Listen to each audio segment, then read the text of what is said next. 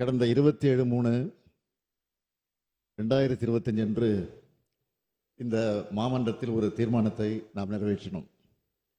இந்திய திருநாட்டின் மத நல்லிணக்கத்திற்கும் சிறுபான்மையின இஸ்லாமிய சமுதாய மக்களுக்கும் கடுமையான பாதிப்புகளை ஏற்படுத்தும் வகையில் 1995 ஆண்டின் வக்ஃப் சட்டத்தினை திருத்துவதற்கு மக்களவையில் அறிமுகம் செய்துள்ள வக்ஃப் சட்ட திருத்த முன்வரவினை முழுமையாக திரும்ப பெற வேண்டும் என்ற தீர்மானம் பாஜக நீங்களாக அனைத்து கட்சிகளாலும் ஒருமனதாக ஏற்றுக்கொண்டு நிறைவேற்றப்பட்டது.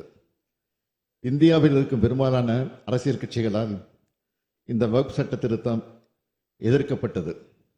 இவை அனைத்தையும் மீறி நாடாளுமன்ற மக்களவையில் வக்ஃப் சட்ட திருத்தம் நிறைவேற்றப்பட்டிருப்பது மிகுந்த கண்டனத்துக்குரியது.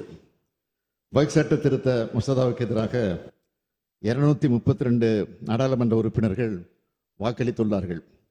ஆதரவாக 288 உறுப்பினர்கள் வாக்களித்துள்ளார்கள். இந்த சட்ட திருத்த மசோதாவானது நிறைவேற்றப்பட்டிருந்தாலும் எதிர்த்து வாக்களித்தவர்கள் எண்ணிக்கை 232 என்பது சாதாரணமான எண்ணிக்கை அல்ல. எண்ணிக்கை கூடுதலாக கிடைத்திருக்கலாம். ஆனால் இந்த சட்ட திருத்தம் எதிர்க்கப்பட வேண்டியது மட்டுமல்ல, முழுமையாக திரும்ப பெற வேண்டியது என்பதுதான் நம் கருத்து.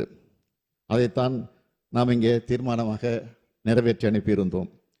இந்தியாவில் இருக்கும் பெரும்பான்மை கட்சிகளின் எதிர்ப்பை மீறி ஒரு சில கூட்டணி கட்சிகளின் தயவால் அதிகாலை 2 மணி அளவில் இத்தகைய சட்டத்தை நிறைவேற்றியிருப்பது இந்திய அரசியல் சட்டத்தின் கட்டமைப்பின் மீது செய்யப்பட்ட தாக்குதல், மத நல்லிணக்கத்தை குலைக்கும் செயல்.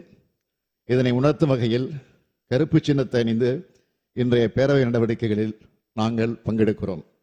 சர்ச்சைக்குரிய இந்த சட்ட திருத்தத்துக்கு எதிராக உச்சநீதிமன்றத்தில் திராவிட முன்னேற்ற கழகத்தின் சார்பில் வழக்கு தாக்கல் செய்யப்படும் என்பதை இம்மாமன்றத்தில் தெரிவித்துக் கொள்கிறேன்.